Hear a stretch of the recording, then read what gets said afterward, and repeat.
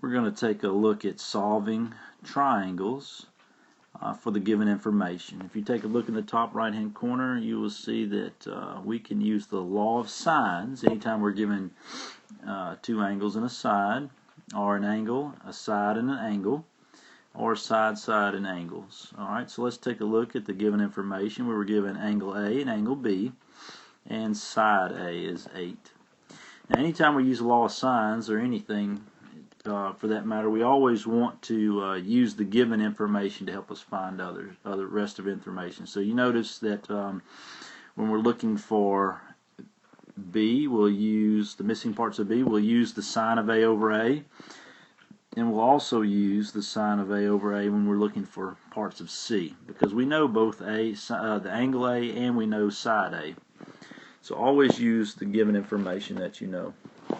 And if we're going to find side B, then we'll just substitute in the sine of 36, which is angle A, over side A, which is 8, and that will equal to the sine of B, the sine of 48, over B, because that's the side we're looking for.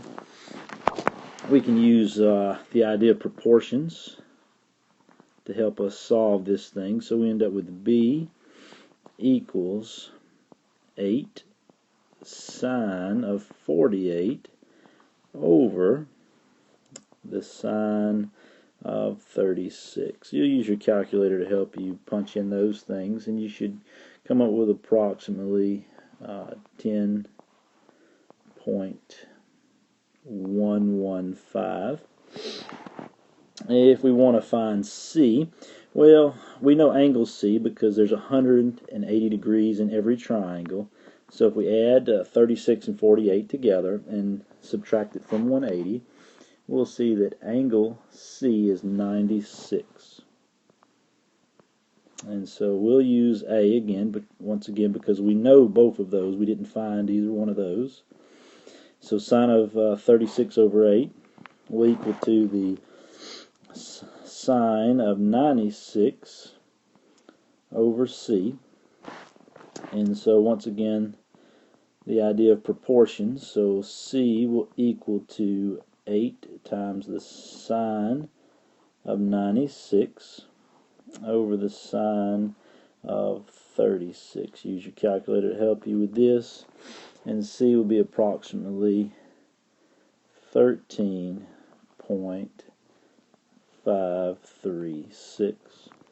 Alright, now that's the law of sines. Let's take a look at the law of cosines. We'll use the law of cosines whenever we get into side, angle, side, or anytime you're given three sides. Alright, and so if this is our given law of cosines, pretty much we'll just punch in the given information. We'll want it in this form. Anytime you're given the angle, a certain angle, then we'll have it solved for C squared. If you're given C, if that would have been A or B, then we would have had, if it would have been A, then you would have had A right here. If you would have had B, then it would be B squared right there. And so now we will just substitute in the given for A and for B,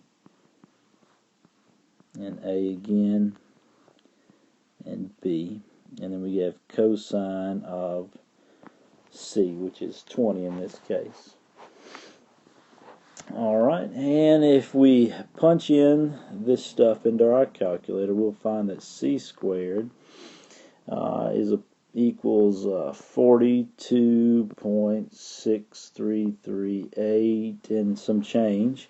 And then to find C, we would have to take the square root of both sides, and so C would equal to approximately 6.5. And then we've been able to find our missing side. And once we find that side, then we could use the law of sines to help us find different things. Alright, I hope this helps.